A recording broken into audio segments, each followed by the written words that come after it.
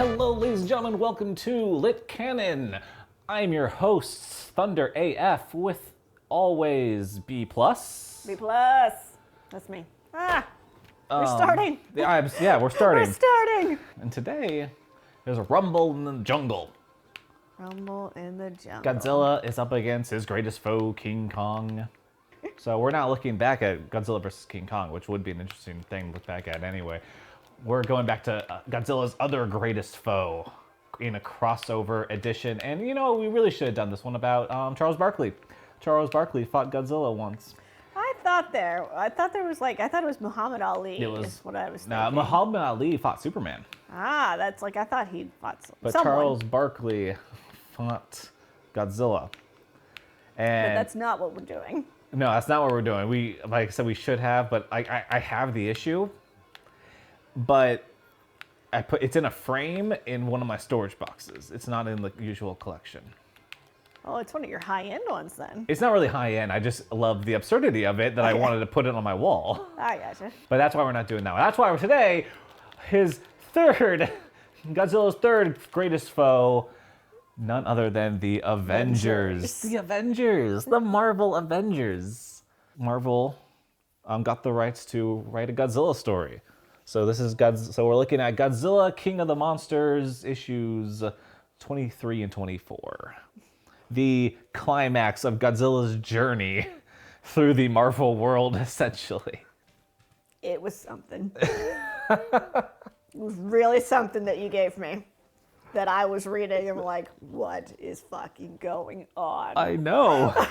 What? One, I had trouble keeping track of it. I didn't realize how important colors were to me keeping track. Okay, this is in black and white. Okay. To keeping track of characters, especially characters I'm not terribly familiar with, because this is a deep dive into like Dum Dum. Dum Dum Dugan was like one of the main Howling Commandos and shit. Yeah, I'm like, whoa. was one of the main antagonists to Godzilla, as he's been chasing Godzilla in a helicarrier across America. He's the Thunderbolt Jones, Thunderbolt Ross of Godzilla. Godzilla's gone through, he's, at this point in this story, he's fought other giant monsters, he's time traveled, he's been shrunk down and fought like a sewer rat. So Godzilla's been through a lot. Yeah, so Godzilla is back to, is bigger than ever now, and he's finally in New York. Finally, he's been road tripping it here. Make sure you take very sharp corners so Godzilla follows the roads.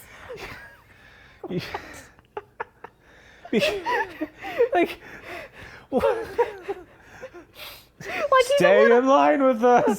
Do exactly as we do. I'm glad we're all on the same page there. The Fantastic Four are the first on the case. Of course. The Fantastic Car shows up. Those who don't know, the Fantastic Car is It's not even a car. And they tell they're like, Johnny, go get the Avengers. Which, Johnny artwork, not awesome. Real not awesome. And so Johnny goes to the Avengers mansion where they're playing Monopoly. and it's like, what's going on? There's a giant monster in your city, and you assholes are playing Monopoly. I remember that. What?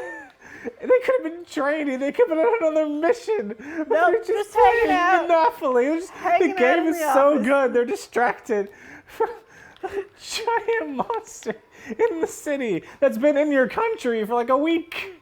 I mean, they're the trust fund kids of the superhero world. They live a somewhat more charmed life than the Fantastic Four. Jay Jonah's there, get me pictures of Godzilla. Where's Peter Parker? He always gets the best pictures. Don't tell him. Yeah, that's sweet. Which is it's always, every time I go back and read something like this, the depictions of strong, boss types are so toxically masculine sometimes, and it's he couldn't even just be he's good. He's good. Let him know. Yeah, pat on back. Good job, kid. Nope, you're garbage. We will show no kindness and mercy ever. The cameo for Spider-Man later, thanks. Spider-Man was in it, I guess. So the Avengers get into the fight. thanks, guys. And Get room. Thor is just cracking his hammer across Godzilla. And it comes down to Wasp and Ant-Man? They buzz in his ear. That's the plan. Yeah. They buzz in his ear. I was so confounded that I fucking wrote it down. Ant-Man, Yellow Jacket, and Wasp buzz in Godzilla's ear. That's the plan. That's the plan. That's the plan. Like, to me, I'm like, yeah, that works. Like, I didn't see any problem with that plan. I was just like, I read it and I was like, what? Like, oh, okay, that's the plan. That's a good plan. It was one of those moments where I was like, this was very, very obviously geared towards children. You gotta distract them. Distract children, because buzz in his ear. And That's the plan. the other scene that kind of stuck out to me because it's so very dated now was when Godzilla was kind of walking through the city and we go into a building where the boss is sexually harassing his secretary. Yes, that. I was like what? Yes, I wrote that down too. I was like Godzilla accidentally saves a poor assistant from being sexually harassed and or raped. Wow. And that's like a funny joke. Oh, yeah. That's supposed to be a weird funny joke. Like, it didn't have to be in there. It could have been just an office guy going, oh, no. Nope. No, it's just like, come here, girl. Like, I can't remember what he's saying. Oh my god! I just remember it being like, wow. Craziest thing. Like, this is supposed to be like the funny ha-ha moment break of the attack of destruction of New Godzilla. York. Yeah, no. Like a honeymooner scene. Nope. Sexual assault. That's how we do. That's what's funny. Then they end up getting him off to the bay where he's in international waters. He's somebody else's problem now. And they have like the weird trope where it's just like the little kid that's connected with him, and it's like, you just don't understand him. Yeah. Like, it's like the power of belief and friendship will save us. It's a Free Willy moment where it's like, step over and go. So I think that kid earlier had gotten into a mech and was like fighting with Godzilla or fighting against him. And they're just letting him roam around. Oh yeah. They're like, he's a kid, whatever. He's fine. No big deal. What's a kid gonna do? Kids were more mature back then, all right? What's he gonna do? Like he'll just mill around and find another mech suit and fight against us. But don't need to supervise. No worries. So they did have a somewhat different approach to child rearing in the 60s, based on what I've heard my parents say. We weren't quite as concerned with children's safety. So with the new movies coming out, would you want Godzilla versus the Avengers?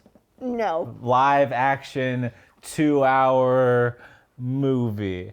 No, because that will dilute the Avengers brand. But it's Godzilla. Godzilla's not that impressive. Let's look back at the last couple of movies. Godzilla, King of Monsters was not that good. But him in the hands of Kevin Feige, it'll be great. Our Lord and Savior, Kevin Feige. In his hands, he will bring Godzilla. We may have a whole new Marvel's Godzilla movie series. Man, what about like a fucking shared universe within a shared universe? Like we make a Marvel's Godzilla and then Marvel's like Rodan, Marvel's Mothra, and they have their own fucking Avengers movie against Marvel's King Ghidorah. Like it's all happening together. Feige, call us. Be happy to pitch ideas for you. We can get what's his name? He played Dugan Dum Dum in the Captain America First Avengers movie. Yeah, that guy. Like we can create some kind of bullshit as to how he got there. He's flying a helicarrier around. So who would you like to see Godzilla fight? Godzilla? Yeah, like I live action movie. Anybody, anything. I would think I would go for the Mecha Godzilla. So I feel like human beings wouldn't be able to. We as a group would not be able to get together and be like, nope, we trust Godzilla. Now some government, probably the U.S. government, would be like, no, we need a weapon. We need a nuclear deterrent against Godzilla. And then we'd have that, and then something would happen, and we'd need it. Okay, I think outside the box. Not Godzilla enemies already. Like Godzilla, like a crossover versus. Who are you wanting on the big screen as a crossover versus? Again, I don't want to dilute the Avengers brand, but... You don't have to say the Avengers. Anything. Like the fucking But Expanse. I do want to see that. If I'm going to see this, I want to see... You do want to see it. I do want to see it. I want to be ashamed of the fact that I want to see it, though. My crossover. Meteor Man versus Godzilla. Meteor Okay, Man. because... And it's canon. It would be canon because Marvel published both Meteor Man and Godzilla comics and integrated them into the Marvel world. So Marvel could produce Godzilla versus Meteor Man and it would fit in the same world as Avengers. No, that would have to be like a X-Men, Fox X-Men, Marvel Legacy. Like, it can't go in our regular. I need an independent artist to animator. Let's get on this. Or I just want somebody to commission it now. Okay. So Kickstarter. Like I know plenty of artists I could commission. Completely lost what I was going to ask you. I don't know. Who's Meteor Man? I don't know Meteor Man. Oh, Robert Townsend. It was an early '90s movie. So what? Didn't have a comic? No, it was not. No, the movie came first. But it was just black actors, so it was a black superhero movie with a comedic superhero movie. And Meteor Man. So he's a teacher at a inner city school, and I think they're in DC. I think that's where it takes place. But he gets hit by a meteor that gives him powers. And then in this neighborhood, there's the Golden Lords. They're the gang that's taking over, and they all wear these suits and they dye their hair blonde. So 90s. Yes, like Don Cheadle's in the gang. Really? Oh yeah, like this is a huge early. cast. Like Robert Townsend, James Earl Jones has a minor role. Bill Cosby's in it. Holy Like, crap. and those are just the ones I can just name off the top of my head. There's just so many, and I feel bad for not being any more. Because I absolutely love this movie. I grew up with it. But yeah, after the movie, to help promote everything, Marvel published a 6-issue miniseries. And I'm still looking for Meteor Man issue 6. If anybody has any idea where tips on where I could find Meteor Man issue 6. But yeah, they could be in a live action movie. It'd be canon. It'd be canon. You guys need a black Superman. Marvel's got Meteor Man. I would unironically love that. I just want more Meteor Man. Thank you all for listening. Yeah, and wow. tracking this. Subscribe, notify, bell, follow, like. Share with your nerd friends. Share with your nerd friends. I think that covers it. You can't come up with anything else. And suggestions for anything that if you want us to talk about. We've got nothing else to do. We're all on quarantine, so you know. Okay. Bye. Bye.